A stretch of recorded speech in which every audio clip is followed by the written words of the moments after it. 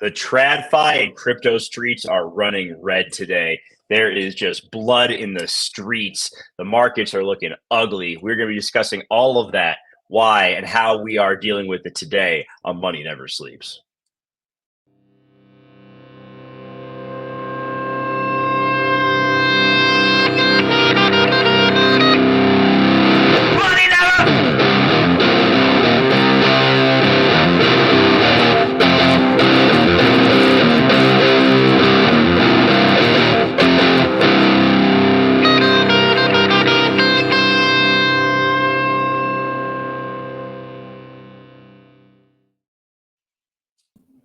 Welcome back, everybody. As we get going, do us a favor, hit that like button, subscribe to our channel. Remember, nothing Kevin or I say is financial advice, so please do your own research when making any buys or sells.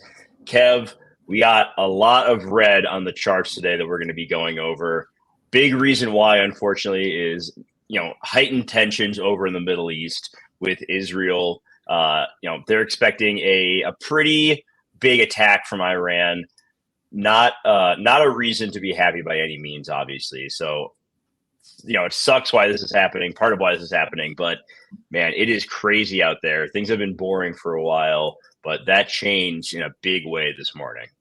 Absolutely. And even though there's things happening in the world right now, I just want to remind everyone that the banking system and everything else was kind of in a position where this could fall. This is just kind of like pushing the dominoes over to the point where we could start seeing significant fear in the markets. And because things are so bad in terms of the state of the world economy, debt markets, and everything like that, no one wants to be in a position where they're hurting already financially, especially these institutional investors and some of these banks.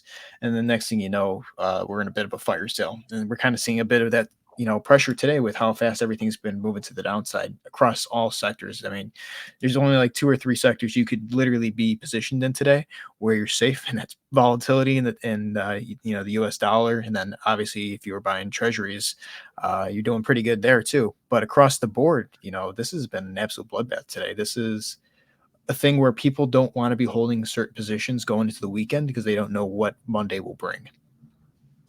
Yeah, if the escalation overseas, for us at least, being in the U.S., but if the escalation is as bad as expected, who knows what will happen with the markets on Monday. But all we can talk about is what is going on now and how we are preparing and how we're dealing with it. Let's just go kind of across the board here. We'll start with TradFi, down over 1.5%, pretty much all of the major indices. S&P down 1.68, NASDAQ almost 350 points down. The dollar crossed over 106. We saw the VIX wick all the way up to 19.17. Currently sold in just at 18 and a quarter. Tech stocks are getting beat up quite badly. Nvidia down over 3%. We see, Coinbase down over 6%. We'll discuss crypto here in a moment. Oh, yeah. And Brent crude and WTI have had an okay day. They've moved back up over 90 and 85 respectively. And then if you look at treasuries, the 2, 5, and 10-year are getting bought up like crazy because we see big moves down in the yield on those. So the buy pressure is high as people are trying to lock in some money, not sure what is coming next. Then we talk about crypto, and as you would expect, the losses are even higher there. We're seeing the alt market get crushed at the moment. Solana down 12% to just over 150. Link under $15, down 15%. AVAX down 16%. Even ETH is getting beat up pretty good, 8% down. If you're into the meme coins, well, they're on sale today. You can get Pepe for 25% off what it was yesterday. So if you loved it yesterday, you'll love it even more today. I just get one tweet. We're back to the moon. True, baby. I mean, Kev, where do we even begin here? And at what point do we start looking at potentially buying some of these things? I haven't been DCAing, but today seems like a day where I might buy some of the red. Like, do I expect it to go lower? Yes. But, I have some extra capital at the moment because I don't owe anything in taxes this year, which is a goddamn miracle. So, is now a time to maybe like just a little nibble at the pie? Well, let's start with crypto then, if that's the case, because there's a lot of things where we could get into, but I want to put into perspective kind of why I wouldn't be buying any alts, even though they're significantly lower. Personally, why I'm not buying any alts, even though I see that they're cheap. Just because they're cheap doesn't mean they can't go down more significantly if something were to happen, right? So let's pull up the not Bitcoin liquidations, but just liquidations in general across the board. You can see that on the past hour, we have $500 million worth of positions that are wrecked. You can see the 1 hour wrecked Ooh. symbol right there. 4 hours, 727 million. 12 hour, 827 million. 24 hours, 858 million. So a little bit short of $1 billion in terms of liquidation. And that's a huge liquidation day. It's also funny because you tend to see more. And again, it's easier for the liquidations to rack up because there's so much money that's piled into the market, especially in crypto right now, with how much Bitcoin shot up and everything. And that's kind of the reasoning why I'm personally not getting excited too fast about what's happening in Bitcoin or crypto. Let's look at how the funding rates are. Very different scenario than how we've been seeing them recently. Everything used to be extremely red. People were long as fuck. I have a funny feeling that they're going to get long again just because everything is so cheap right now. I think a lot of people are going to go leverage long or leverage short. They're going to see what they're doing. I expect some type of bounce, but I just don't know how strong that bounce is. But there is one thing that's going to hold that bounce from being long lived. And let me pull that up on the charts right now, and that's Bitcoin. Bitcoin itself. Bitcoin's doing pretty well today, given how much everything else is down. It's only down 4.6%. That's a steal given what we've seen in the markets today and how fast we've seen that market pull back. But the reason I wanted to pull this up is because Bitcoin right now is still relatively high compared to where everything else is falling. There's still that possibility we can go to this 52K level, right? And we see that dominance right now is just shy of 56%. And we were in this channel, we were trading in it, and we still are in it. That's the thing, right? We bounced off the 50 moving average here, and we're still trading in this triangle. It's a pain in the ass at pennant. And we're gonna find out within the next week or so if we break up or down. Today would have been a perfect opportunity to start closing below it, closing below the 50 moving average, and that would kind of tell us the direction of this pattern. But right now, it looks like it's probably going to get this little pump, in my opinion, because it's still trading in here. If it were to break or something bad happens over the weekend and Bitcoin loses the 50 and it loses the 60, then all bets are off. I don't think we're putting in a new high for Bitcoin at all. If anything, we got a triple top then. But right now, I have to just go with what the charts are saying and trend. We're still within this, so it's still likely that this could push up, especially with how many liquidations we had. If people do start piling in shorts, it could push it up from here. But the thing is, if it doesn't, dominance is this high right now, right? And we saw that everything pulled back. ETH is down 8%, XRP down 13, Cardano is down 18%, and it was down a lot more earlier. If Bitcoin decides to dump at any point with dominance being that high, alts are going to bleed significantly worse than they are currently. You could see another 20 to 30% drop for those alts if Bitcoin were to drop, say, 6 to 7% of that. So I'm very cautious right now with Bitcoin because while, yes, I do think that this pattern up here is telling me it could go up a little bit higher, I'm not risking that. I'm not worried about, these gains up here. I'm more in tune with the amount of liquidity that is sitting below in some of these ranges, people that were just, making bank off of the other prints and where there's a lot of support. There's not a ton of support. We're just in a resistance line here. You lose that, you're going down. 52K, that's the level that I've been talking about for a while. That'll be really interesting. And just from where we are currently are to 52K, that's a 21% drop for Bitcoin. So imagine 21% for Bitcoin, dominance at 56%. What does that mean for some of these alts? That means absolute chaos. So I'm just cautious right now looking at the crypto market. I think that there's still tons of room to the downside. If you don't believe me, look at this wick we got today on total 3 for alts. How much uh, from where it opened to where it went all the way down to was about 14, almost 15% move down. We lost the 50 moving average. Start closing below that, bad news, you're going to come down to test the 200. And we were just talking about this a few days ago. I said that we were probably going to see a bit of a rollover, and we weren't going to see something higher than what we were put up here at 1.12 trillion. Alt season doesn't line up with what we're seeing here, right? We had it a while ago. We're not having it anymore. Total two, same exact scenario, right? You're below the 50 moving average. You're probably going to have to come down to test the 200 at some point. When, I don't know. And then here, for Bitcoin, the total market cap, you're holding onto that 50 moving average. it looks like we're going to be pretty oversold fairly soon. So maybe we start closing above it, but I don't know if we're going to hold it for much longer. I think that the 200 moving average, once again, is probably going to have to be tested at some point. You don't have a ton of support in this range down here. I mean, you got a lot of support probably right around here, about 1.82 trillion, which is arguably for all of crypto right now about another 22% move down from where we currently are. So absolute chaos in the crypto market. Bitcoin is the one to watch. Is there going to be a little bit of a bounce for alt? Maybe. But I think that if you're going to look for moves in the markets that are going to be significant, it all comes down to Bitcoin. Go look at the chart for Link real quick and look at this red candle for the day. Oh my God. It's still going too, right? Yeah, it is. Yeah. Whew. That's bad. 50 and the 200. That's a big fucking move. That's no bueno. That is no bueno, man. You're probably consolidating here for a little bit. You could be back at $8. We're gonna be back to where I was DCAing it in 2022. I might be DCing there my time horizon for Chainlink just got a lot longer, apparently. Jesus Christ on a cross. Okay, so man, I'm not really sure what to even make of it right now, Kev. What else? What else have you been looking at today?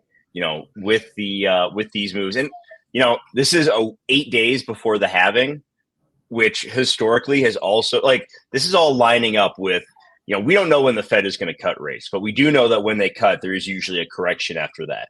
We also know that there is a crypto correction around the time of the halving. So is this your last exit before Goblin Town, or what are you thinking for some of the other tokens right now?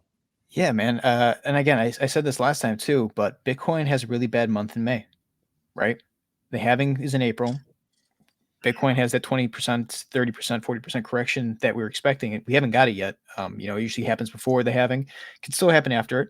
But if that's the case, then everything is going to get pulled back with it, like I said.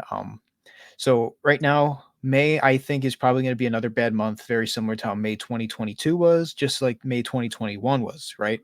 The only month that it was any good, I believe, was in May of 2023, if I'm not wrong. 2023 was pretty much up only for Bitcoin and fucking Tether, I guess, for the longest period of time. I remember that I was there.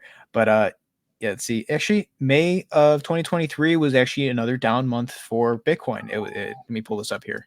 So we might be just repeating history here, 4 years in a row, where we're just going to see a negative price action correction for crypto. So you got the high here at 30,000 in April of 2023, and we came down to about 24,000, just shy of 25,000 by June, so the end of May.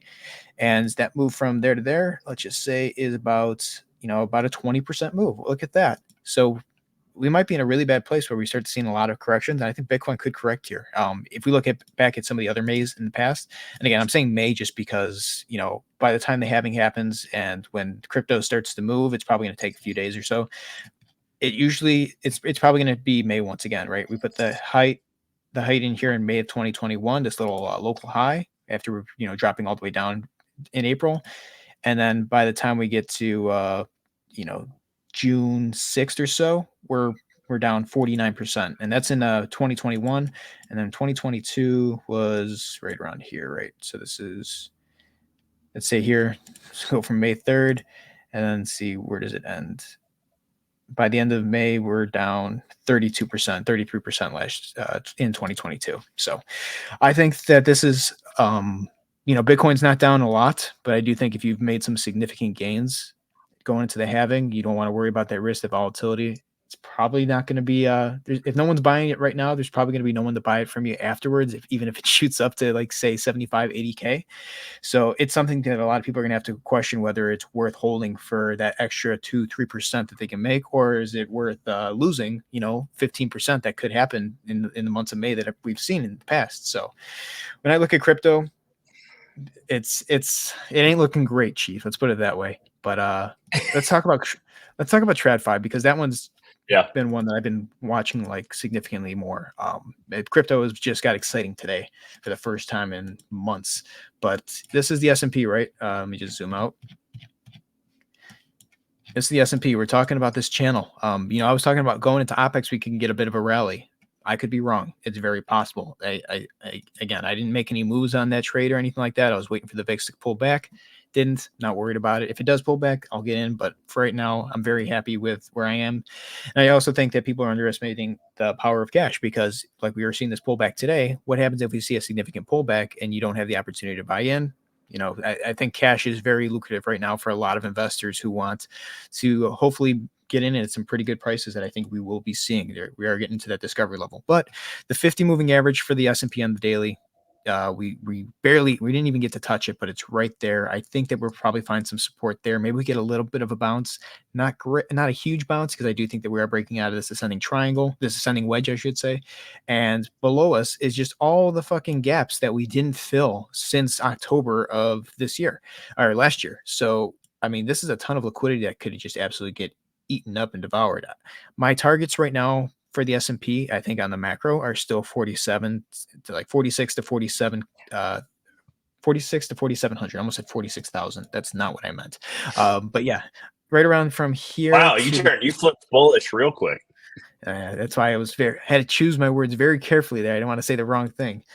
Still bearish as fuck. I know, cry about it. Not you, Jweb, but other people who have been bullish on these altcoins and a lot of things. The world is not, the economy is not the market, and we're going to find out that soon enough. But yeah, this is a huge move down. And it is a huge move, but it's also been kind of consolidating sideways for a few days. The move that we're seeing right now towards the close is very important. If we get to the 50 moving average and it holds, awesome. Then we'll probably see next week, if nothing bad happens, kind of bounce off of that. If it closes below it, then maybe we see some limit down type of bullshit moving into next week. Again, very critical level here. If the 50 doesn't hold, you're kind of fucked. And it's the first time it's kind of testing it across the board. Now, the Dow is a very different situation. Dow is just like, give me that 200 down here. So 36.5 is going to be a level we're going to watch. Maybe the Dow does bounce next week if nothing bad happens and it finds resistance off the 50 moving average, and then that kind of leads it down further. But if we're just looking at where the price is now to where we're probably going to be heading to that 200, that's about 1,270 point move down, which is about 3.35%. So we find some support there. Again, we're so overextended. We have not touched either of these and since literally November. So that's going to be important to watch. The Russell, once again, for under 2,000. So it's not the Russell 2000. It's the Russell 1995. We're going to be seeing if this holds right here. If this doesn't hold on this bottom parallel channel, and obviously the 200 doesn't hold, then you're probably coming down to, sub 19 there. And at that case, you're probably going to be looking at a death cross that would be forming on the 50 to 200 at some point over the summer. It depends on how bad things do get. And again, nothing necessarily too worrisome right now because we're just kind of speculating on things happening, but it doesn't seem like the price action is as strong as it was to start back in November. And the other thing is too, we know that these corporations aren't doing these corporate buybacks. Therefore, the price isn't being as easily held up. Like we were saying, there was tons of sellers at the beginning of, February and March, where it was like the Jamie Dimons and the CEOs of these companies were offloading a huge amount of shares. Jensen Huang, these people were offloading a lot of shares, so they were taking profit. Right now, they can't buy it back. Well, no one's saving you here. So what are a lot of these hedge funds going to do? They're going to chase the price down. So that's kind of where we're standing in the equity market. That's also why the VIX shot up so much. And it was funny. You and I were talking about this literally yesterday. We say that the VIX comes and tests this line. If it breaks above it, then we're probably going to break out. That's why I'm kind of worried right now with the VIX. I don't know if we'll come back down into this. It's very possible we could. Like nothing happens over the weekend and people are just like, oh no, let's just buy this market up. It's a good price to buy it. And this comes down and maybe that offers a great entry. But usually when we break this trend line, the only time we break it is because we're doing something like this, where it just rallies like a fucking crazy amount in a short period of time after it breaks out of it, right? I mean, you've had these breaks back here in August of 2017 where it breaks out, but it comes back in, consolidates more, but eventually it does break in that apex, and then we see something like Volmageddon, 2020's crash, and if we're going back here, we only got between April and June or so before this could spike and break out of it. And that could cause, a huge flash crash in the market. And that's why I don't think we're going to have a bit of a slow rollover, very similar to what we saw back in 2008. If you're looking at the S&P, let's see, 2008. We talked about 2008 for the longest period of time. the slow kind of bleed that, and then finally it just absolutely tanked that waterfall for like 5 months there into January of 2009, February 2009. I don't think we're in that scenario at all. I think that with how much volatility has been shorted, how much the equities are pretty much just overextended, we're in a very similar position, not even to February of 2018, but we're more in line with what we're seeing from March of 2020, right? That February, March of 2020.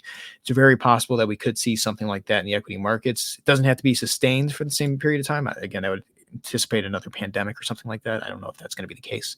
But I do think that something could cause and spook markets to the point where volatility just runs rampant. People are covering positions and things just start failing left and right. One of those things, the banks, obviously JP Morgan reporting earnings today, a lot of other banks reporting earnings. And what do we see? We're seeing some, I mean, this is JP Morgan this morning, looks like a shitcoin. Look at this. Look at that limit down below the 50 moving average. This is literally the biggest bank in the United States outside of, or maybe I should say the most famous bank. I guess people do use New York. What is that? NY Bank Mellon or whatever that shit is. I don't know the name. I don't use that bank. But then we look at some other things like Citigroup, who decided to open up and then just absolutely tank way lower to closer to the 50 moving average. I mean, it opened up way higher and then just tanked right afterwards. JP Morgan, we looked at, we're seeing some other ones that are just absolutely in some pain. Obviously, NYCB, we're still waiting on your failure. Eventually that will probably happen if no one is able to put up any more money for it, but down almost 6% today. And these banks are probably going to start seeing more pain as earnings season rolls out. Whether they hit on their earnings or they don't, doesn't matter at this point because rates are still high and it's going to, bleed into how much money they can potentially make. It's going to cause people to keep withdrawing because they need to spend money to pay for things. And if the rates stay higher for longer, then people are going to be leveraging that debt on those credit cards, which is absolutely going to bleed how much money people have to expend on a lot of these things. So it's going to be really interesting how the banks play out with the rates, but also if equities keep selling off and people are driving into treasuries, there's a good chance that we see the equities fall harder and the currencies rally, which would be good for the banks if they do cut rates with that. All right. I think that basically covers it for today, Kev. Going to be real interesting weekend coming up, seeing how everything's going to respond, what is going to happen. Will any of these tensions be eased a bit? But that is going to do it for today's show. Thank you, everybody, for joining us. Randy, appreciate you being here live as always. We'll be back next week to go over everything else happening in the financial markets. If you have not yet, do us a favor, like, subscribe, comment, all that good stuff that we ask you to do. It's all appreciated. It means a lot. Have a great weekend, everybody. Stay safe, figuratively and in the markets, and we will see you next time. Take care, everyone.